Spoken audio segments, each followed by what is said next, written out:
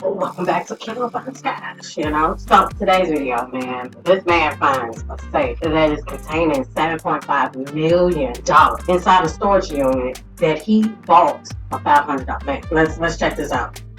Man finds safe containing $7.5 million inside storage unit he bought for $500.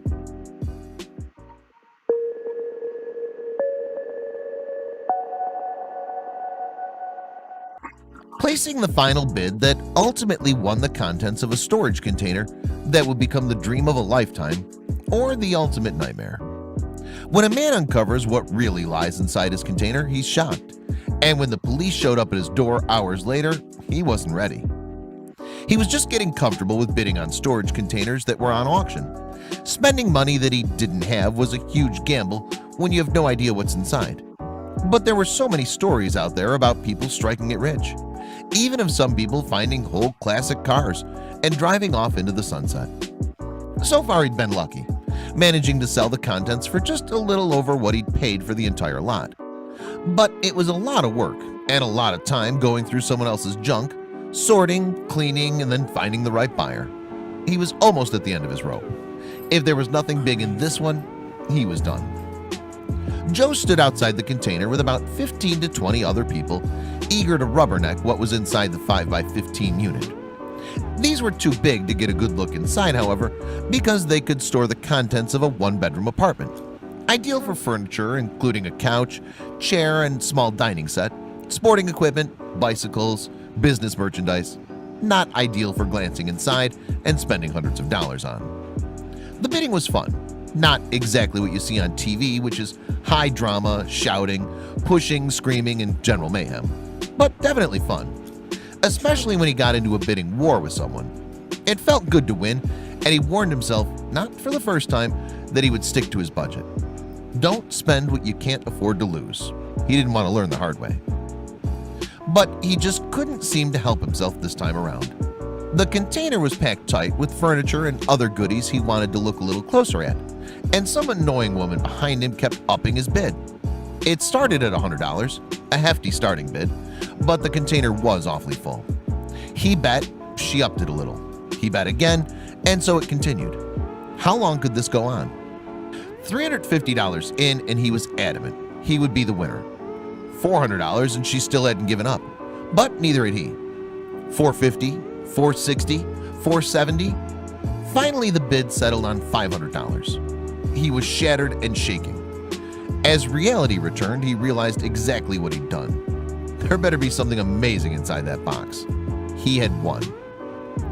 Everyone but a few drifted away from the site now that a winner had emerged. They'd lost interest in the contents because they hadn't won anything themselves. But a few stayed around to watch the new owner enter the small building. They only wished they'd been the ones to win it when they saw what he found. Joe slowly walked into the 5x15 unit.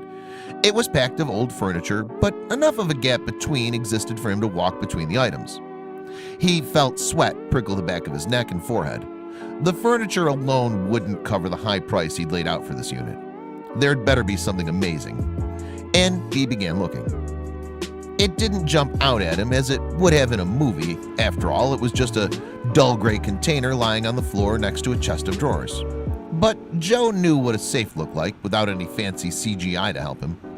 He called up his friends to come out and help him open the safe. Even if he looked all day, he doubted he'd find a key. One power drill later, and they were drilling deep into the lock to force it open. And what they found was beyond belief. Man, Taking the lid off the opening, he was gobsmacked by all the bills lying right at the top. $50 bills in huge stacks. He literally fell over from pure shock. Getting to his feet, he started pulling out wad after wad of cold hard cash. But all things were not going to be peaches and cream for Joe and his huge find. Barely 2 hours into his discovery, there was a knock on the door, and soon men in uniforms were swarming all over the container. Just what had he gotten himself involved in, he wondered, stashed in a few safes around the containers.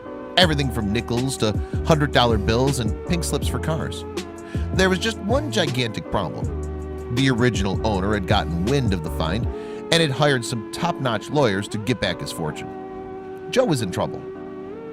Everything started moving extremely quickly after the police arrived. Look, my thing is, if you lost something, it's for me to find. So that's why it's called lost and found. Some people don't come back and claim their stuff. What you gonna do? Either you're gonna throw it away, or somebody, give somebody enough time to go and to get it. But if it's been like 80 something years, please, that's mine. Finders, keepers, losers, sweepers. After much deliberation and amongst near threats, Joe decided that splitting the money straight down the middle would be a fair split. Exactly. After all, the now previous owners down the middle, okay? Down the middle. We need all of that. Like, I would want all of that. I ain't gonna even lie.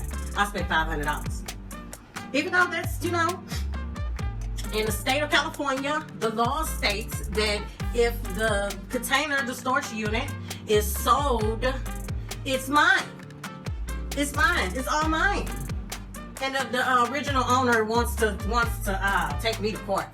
Like, brother, how can your storage unit becomes up for auction and you don't know nothing about that? Like, even I, you know what I'm saying, I'm a little bit forgetful, but I'm not that forgetful. You know what I'm saying? Like, I know I got some money up in there. But come to mind, I'm actually thinking that there could have been a case where the owner was probably deceased or something like that, the original owner, and his kids or family member trying to come and get it, you know what I'm saying? And that's like 100% some of the cases at times, where family members of a deceased one wants to, like, hey, come to find out that this belongs to such and such, and they have children and family and stuff. So in cases like that, I have a heart, you guys. I definitely would be like, okay, well, let's split it down the middle, because I did use that 500, and the state laws say that